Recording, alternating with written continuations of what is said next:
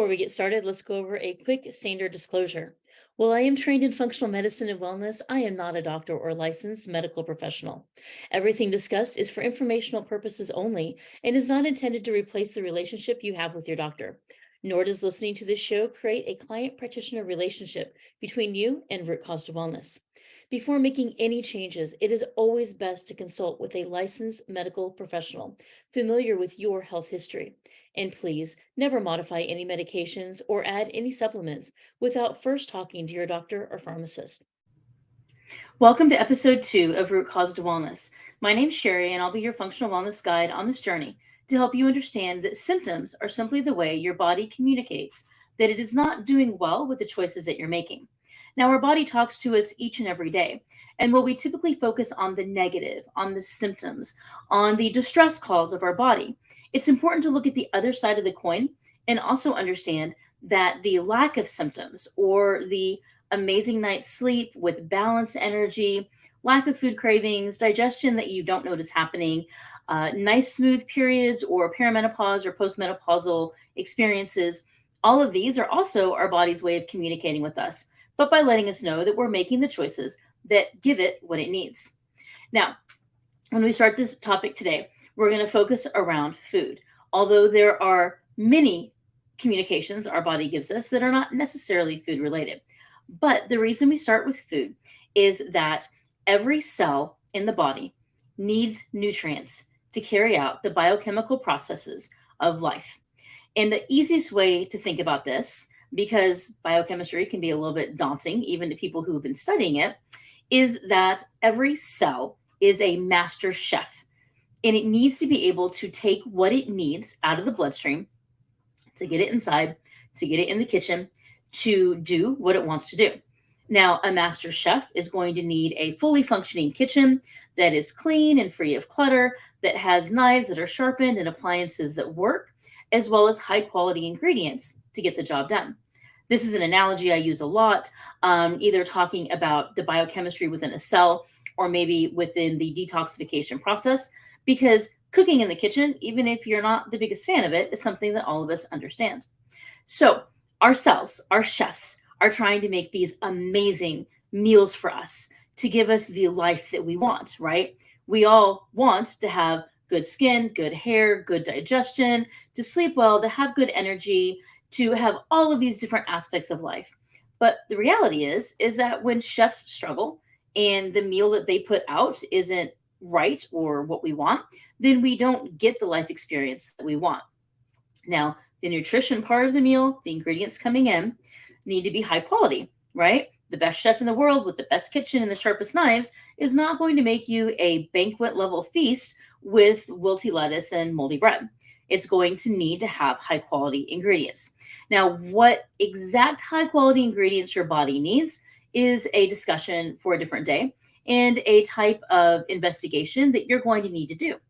And while I can say that if the food that you're eating is as organic as you can afford, locally sourced so that it is picked closer to when it is ripened, is nice, whole, healthy foods that your great grandparents would recognize as being food, then you're on the right path. However, even within those whole food, high quality, organic choices, even things that maybe you grow in your own garden, there could still be food items in there that your body is responding negatively to. And that's where we come back to the symptoms or the signals that our body gives us. Because there are whole healthy foods that I can't tolerate that my husband can, and vice versa, because all of us have a different list of sensitivities and a different type of potential wear and tear damage that's happened because life. So we start with food because that's where we get our nutrition from. And yes, you can get nutrition from supplements. And yes, functional medicine uses supplements, although that is very much outside of the scope of this program, because other than a handful of things, I don't recommend supplements just across the board for people, because it's important to know what you need and what you could get from food that maybe you're not going to get from food because you don't like the sources of those food, as well as knowing what your body needs. But stepping even one step back from that, let's say that you're eating amazing, nutritious food, but your digestion isn't great and your gut is super damaged. Well, you're not going to get the benefits of that food.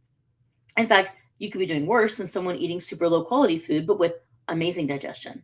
So that will be the topic of an episode coming up as well. But even that said, you have to understand how your body's communicating with you. Now, the communications that your body has are both within your digestive tract and outside of your digestive tract. And they both happen very close to when you eat the food, as well as further away. Of course, the further away you get in terms of time and space, so how long it took for it to show up, as well as where it showed up, makes it a lot harder to identify what's going on. But it can be done. You just have to be a little bit more of a detective. So let's start at the beginning. Let's say you eat something and it immediately causes a burning, numbness, or tingling on your lips or mouth, maybe in your throat or in your stomach. Usually, you don't feel a whole lot in your esophagus unless it elicits reflux, which usually happens a little bit later. When something happens that quickly, you know immediately something is going wrong. Now, a lot of times those are going to be more of an allergy type symptoms, and definitely pay attention to everything that happens, but immediate ones, most definitely. As a side note, allergies and sensitivities to foods are different responses by our body and are investigated different ways. Our conventional medicine friends are amazing at allergies, doing the testing and finding out what those are. And because the responses are so quick, it's super important that you know that. But some of them, especially most conventional minded practitioners, are going to discount sensitivities because they're not taught and they're tested completely differently. So I have zero food allergies, but I have a moderate list of food sensitivities. And I know exactly why those exist, and it helps me, understand them and work backwards from them to make them go away because our bodies can actually forget sensitivities. So when it happens right away, you're like, yes, this is a problem. You stop eating the food, right? Sometimes we notice that it happens right away and it's expected. That happens immediately. You see it, and even though it's not in your GI tract, you connect the two. But what if it happens and it's not something that you notice? So, a very common symptom that my clients have is congestion, postnasal drip. Those are really, really big. And that is often a sensitivity. Now, it could be an environmental allergen to maybe plants or something like that in the environment. But what we find is often if you have an environmental allergen, there's also a lot of inflammation and dysregulation of your immune system happening often to foods. In fact, the vast, vast, vast majority is in our gut. So being very mindful of what we put into our mouths, pass into our gut, is incredibly important. And once you understand that, it's a lot easier to make these different choices. So, the postnasal drip and congestion, maybe it's some ear fullness or weird sensations, right? That is often an inflammatory response to dairy. Could be to other things, but dairy is very high up on the list, especially if you're having feelings of asthma or anything along those lines. And making that connection can be a little bit harder. Lots of clients have come to me and they have long-standing congestion. And so we talk and they agree to do a 21-day trial where they do zero dairy, which you have to be very careful and very alert because it hides under a lot of different names.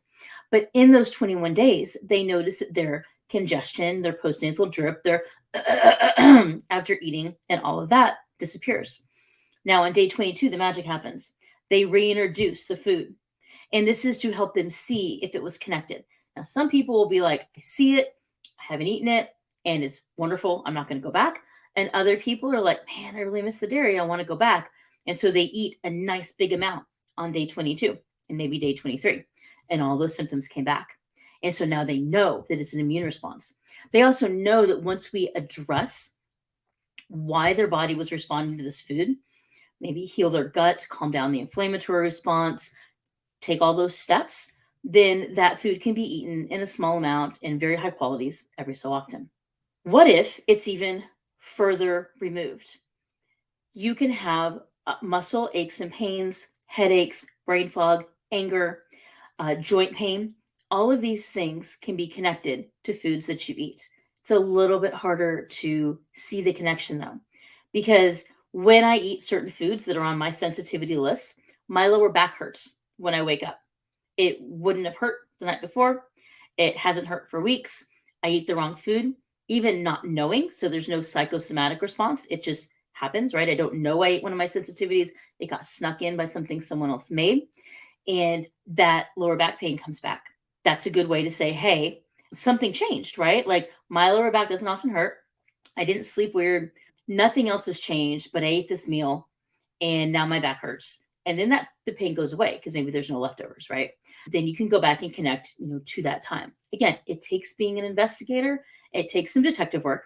And it's the reason why most of us, even as functional medicine practitioners, will have another functional medicine practitioner that we talk to about our own health, because it's easier to be on the outside looking in than living in the thick of it and trying to figure it out. The way that food can be connected to eczema and joint pain, body aches and pains, brain fog, and such. We'll really go into this during the What Does Gut Healing Mean? What does a leaky gut mean episode, which will be the next episode. But when our body is able to see foods that it responds to, it makes immune complexes, which in my mind always look like the jacks. If you ever played jacks as a kid, little ball with spikes coming out of it. And they go around our bloodstream and they get stuck in places of low blood flow, which is going to be our joints. And then that causes joint pain. They also cause a lot of skin issues. So enough time has passed. You may not be able to see, but I've got a red spot right here.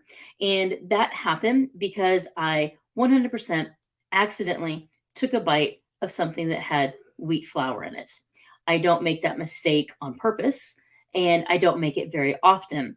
But I was distracted, ordered something that I thought was made with corn. It was made with wheat or flour, and the spot showed up on my face. It's an important thing to remember that although we often think of having issues with wheat as being those individuals with celiac disease or having bad gut pain, the compounds that we are responding to in wheat are multifactorial. It could be a lot of different things. It may not even be the wheat. It could be compounds that are sprayed on the flour, and it can show up different ways. So for some individuals, mostly men, but for some individuals, even women, it can show up as anger. It can show up as brain fog. I've had it show up as a deep, like someone had a spike, they were ramming into my hip. And it's shown up for many years when I was eating it consistently as a very itchy spot on my leg, so bad that I would scratch myself to bleeding.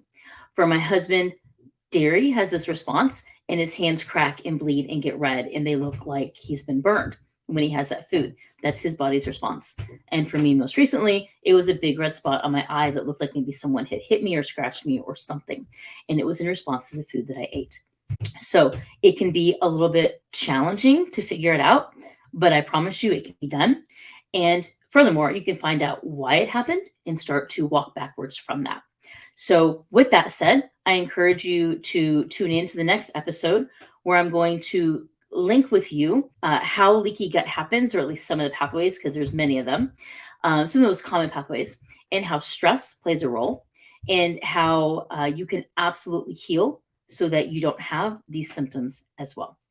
In the meantime, if you are experiencing symptoms that you are not enjoying and they are happening commonly, like very, very often, it's important to look at things that you do each and every day and see what the commonality is. It's a little bit easier if you have a symptom that pops in and out, and you can take some notes and figure out where they show up and what they might connect to, looking back the next day or two previously. Until then, stay well, and please reach out to me at rootcausetowellness.com if you would like to work together privately or be part of my group program. Until next time, bye. Thank you for watching Root Cause to Wellness. I hope that you have been inspired to a new level of awe and awareness as to how your choices are impacting your health. If you would like to receive a free mindful breathing handout, schedule a no-cost and no-obligation discovery call, or jump right into working with me, visit rootcausetowellness.com and click on Ways to Work with Me to see all of those options, or click the QR code on the left. You can also use the Contact Me button on my website to ask for topics to be covered. I personally read all of my messages and will respond to each and every one. Those who desire to be patrons of the show can go to buymeacoffee.com/Sherry Brinkmeyer or click the QR code on the right. And please tune in to the next episode of Root Cause to Wellness to discover another stop on your wellness journey. I'll see you then. Bye.